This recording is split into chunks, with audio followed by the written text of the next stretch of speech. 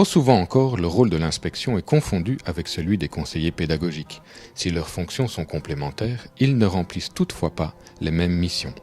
L'inspection a plus un rôle de contrôle.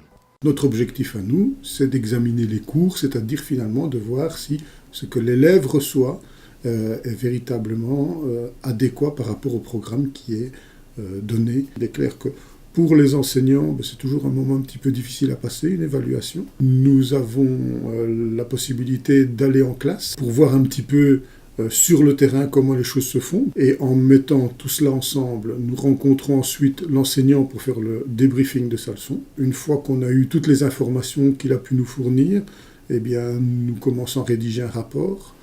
Avant de terminer le rapport, nous avons une réunion finale avec l'enseignant ou l'équipe d'enseignants. Lors de cette réunion finale, l'objectif est de leur communiquer finalement les constats qui ont été posés et de leur expliquer finalement la mention qui sera mise dans le rapport. Le conseiller pédagogique intervient donc après l'inspection. Son rôle est plus axé sur le soutien aux enseignants. Il y a une partie accompagnement des enseignants, dans le cadre soit d'un rapport d'évaluation des études ou soit à la demande d'une équipe pédagogique qui souhaiterait modifier ses pratiques. Alors, quand je rencontre les enseignants, la première chose, c'est je me présente. Et je précise bien quels sont mes rôles. Je ne suis pas dans un rôle de contrôle, mais que je travaille dans un rôle d'accompagnement, de soutien. Une fois que le cadre, en somme, de la mission est précisé, je m'attelle aux points sur lesquels les enseignants doivent réfléchir dans le but de changer leur pratique. On discute, c'est un travail réflexif, d'échange. Par après, les enseignants ont tout le loisir de me recontacter.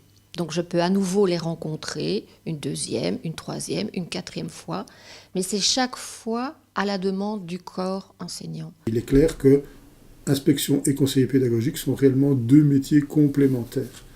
L'un facilitant l'autre finalement. C'est grâce à l'action du conseiller pédagogique que les progrès les plus marquants peuvent se constater sur le terrain. Et souvent aussi, c'est grâce à l'action de l'inspection que les enseignants sont beaucoup plus réceptifs quelque part à l'action des conseillers pédagogiques.